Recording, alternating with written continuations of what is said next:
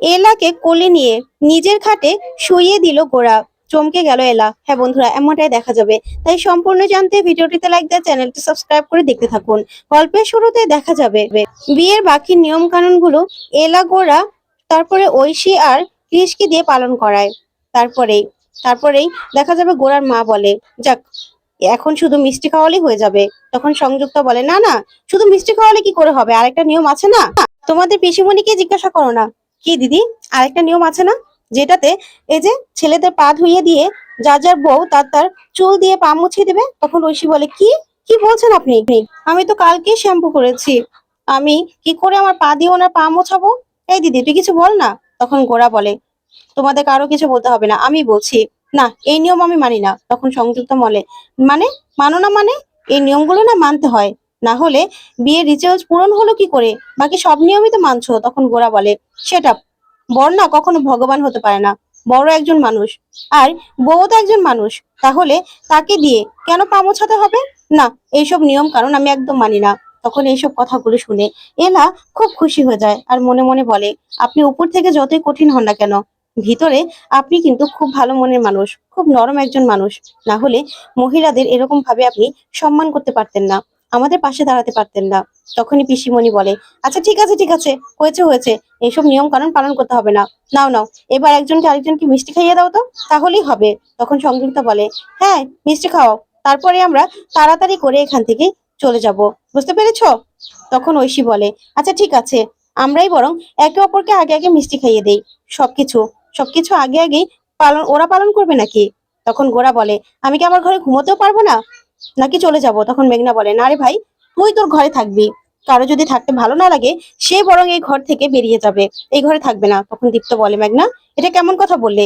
এই ঘরটা এখন থেকে গোরা আর এলার, ওরা দুজনেই এই ঘরে থাকবে। আবার কোথায় থাকবে? তখন গোরার মা বলে, আচ্ছা ঠিক আছে ঠিক আছে, হয়েছে হয়েছে, এবার তোমরা একে অপরকে মিষ্টি খাইয়ে দাও তো, তাহলে আমরা এখান থেকে চলে যাচ্ছি। তারপরে ঐশী কৃষকে মিষ্টি খাইয়ে দেয়, আর কৃষও ঐশীকে মিষ্টি খাইয়ে দেয়। তখন গোরা বলে, আমি খাবো না, খাবো না আমি।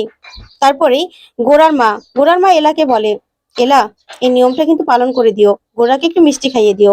তখন এলা বলে, চিন্তা করবে না মামুনি, আমি করছি, আমি ব্যবস্থা করছি টেরাসিনকে সোজা করার। তারপরেই সবাই সবাই এক এক করে সেখান থেকে চলে যায়। আর চলে গিয়ে ঘরের দরজা থেকে ফাঁকা করে সবাই তাকিয়ে থাকে যে ওরা কি করছে। তখনই এলা গোরাকে বলে, আপনি সত্যি মিষ্টি খাবেন না? আমার কিন্তু মিষ্টি অনেক পছন্দ, আমি সবগুলো মিষ্টি খেয়ে নেবো নাকি? তখন গোরা মনে মনে বলে, কি অবস্থা, আমার ঘাড়ে চেপে বসে আছে, এখন আবার বলছে সব মিষ্টি খেয়ে নেবে। তখনই এলা বলে, দেখুন, আমি কিন্তু খুব বুঝতে পারছি যে এই মিষ্টিগুলো আপনার খুব পছন্দ, এখন শুধুমাত্র মামুনি এনেছে বলে আপনি মিষ্টি খাবেন না, তাই তো?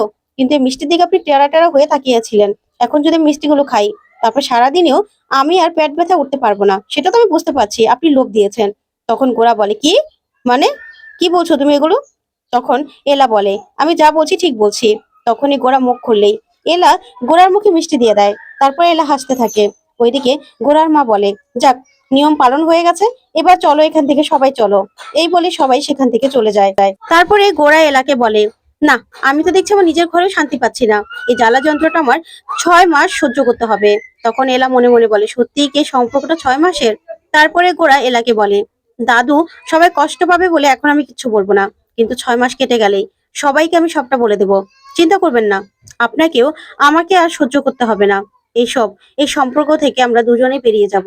তখন এলা এলা কিছু না বলে বিছানার দিকে যেতে লাগলে গোরা বলে, না, আপনি ওইদিকে কোথায় যাচ্ছেন? এই বিছানাটা না আমার, এই বিছানায় আমি শুবো। তখন এলা বলে, মানে? তাহলে আমি কি করব? তাহলে আমি এই সোফায় শুবো। তখনই গোরা বলে, না, এটাও আমার, এখানেও আপনি শুতে পারবেন না, আমার কোথাও আপনি একদম একদম অধিকার ফলানোর চেষ্টা করবেন না। তখন এলা বলে, তাহলে কি আমি হাওয়ায় ভেসে থাকবো নাকি?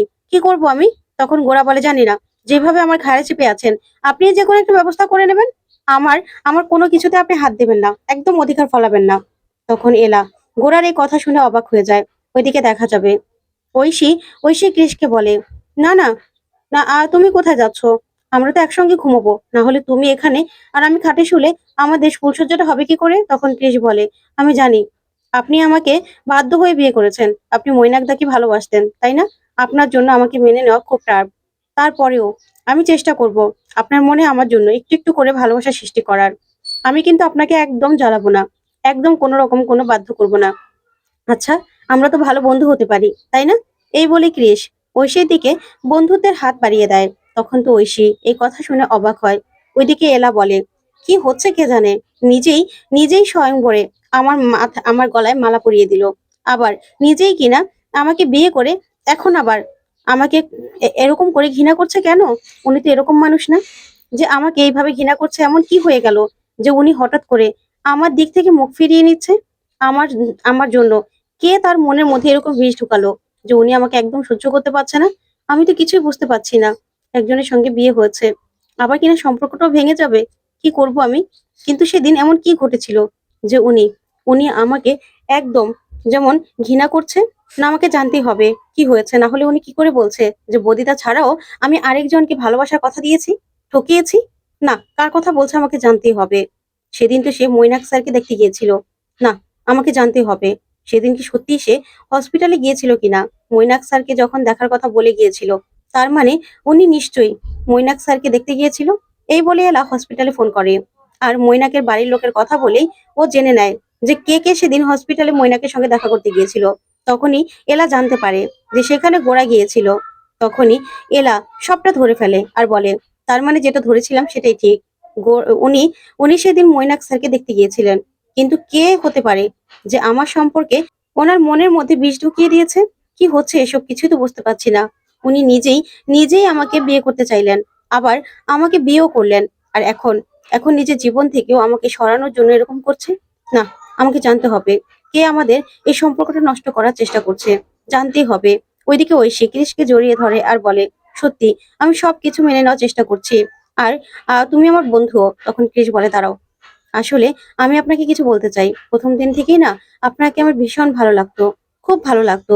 এই বলেই কৃষ বলে, আজকে আমি সবটা বলতে চাই। এই বলে একটা আংটি বের করে। তখন তো ঐশী মনে মনে বলে, যাক, আমাকে মনে হয় প্রপোজ করবে। কিন্তু আংটিটা দেখে ঐশী মোটেও খুশি হয় না, আর মনে মনে বলে, এমন পাতলা একটা আংটি, আমি তো ভেবেছিলাম ডায়মন্ডের রিং আনবে মনে হচ্ছে। কি কপালে আছে তোর ঐশী। ওইদিকে এলা এলা গোড়ার শরীরে কম্বল দিয়ে দেয়। তখন গোড়া ঘুমিয়ে আছে। ওইদিকে এলা গোড়ার দিকে তাকিয়ে খুব কষ্ট পেতে থাকে। তারপর সেখানেই শুয়ে পড়ে এলা। এইদিকে দেখা যাবে কৃষ যখন আংটিটা দেয় আর বলে, আচ্ছা, আমি যা এনেছি তুমি আমাকে তাই দেখে পছন্দ করবে তো? তখন ঐশী বলে, দেখো, তুমি আমার স্বামী, আর তাছাড়া তুমিও তো এই বাড়ির রাজপুত্র। এই বাড়ির এই বাড়ি যা আছে সবই তো তোমার, আর তোমার থাকা মানে সবই তো আমার, তাই না? তুমি কিন্তু আমার এই জন্মের জন্য নয়, তুমি আমার 7 জন্মের জন্য। তখন কেশ বলে, না ঐশী, তুমি ভুল ভাবছো। আমার মা আমাকে বলেছে যে এই বাড়ির কোনো কিছুর উপর আমার কোনো রকম কোনো অধিকার নেই। তখন তো এই কথা শুনে ঐশীর মুখটা একদম ফ্যাকাশে হয়ে যায় আর বলে, কি বলছো তুমি? তখন কৃষ বলে, হ্যাঁ, তোমাকেও জানিয়ে রাখা দরকার, এই বাড়ির জন্য না আমি সবকিছু করতে পারি। তখন তো ঐশী এই কথা শুনে চমকে যায়। ওইদিকে গোড়ার হঠাৎ করে ঘুম ভেঙে যায়। তখন গোড়া নিজের গায়ে কম্বল দেখে চমকে ওঠে, আর উঠে যখন দেখে যে এলা ফ্লোরে শুয়ে আছে, তখন গোড়া বলে, এ কি, উনি ফ্লোরে শুয়ে আছেন কেন? এলা বোস, এলা বোস, উঠুন। তখনই এলা বিড়বিড় করে বলে, এলা বোস নয়, এলা সেন। তখন গোড়া বলে, হ্যাঁ সেন, বুঝতে পেরেছি, উঠুন। কিন্তু এলা না উঠলেই গোড়া এলার মাথায় হাত দিয়ে দেখে এলার শরীরে জ্বর। তখন গোড়া বলে, জ্বর তো আসবেই, এভাবে ফ্লোরে ঘুমোলে জ্বর আসবে না আবার? এখন তো বাড়ি শুধু সবাই আমাকে দোষ দেবে। এই এলা বোস, উঠুন উঠুন। তখন এলা না উঠলে এলাকে জোর করে কোলে তুলে নেয় গোড়া। তখন তো এলা চোখ খুলে গোড়ার দিকে তাকিয়ে থাকে। তো বন্ধুরা, কেমন লাগলো আজকের আপডেট কমেন্ট করে জানাতে ভুলবে না। পরবর্তী আপডেট পেতে চ্যানেলটি সাবস্ক্রাইব করবে। ধন্যবাদ।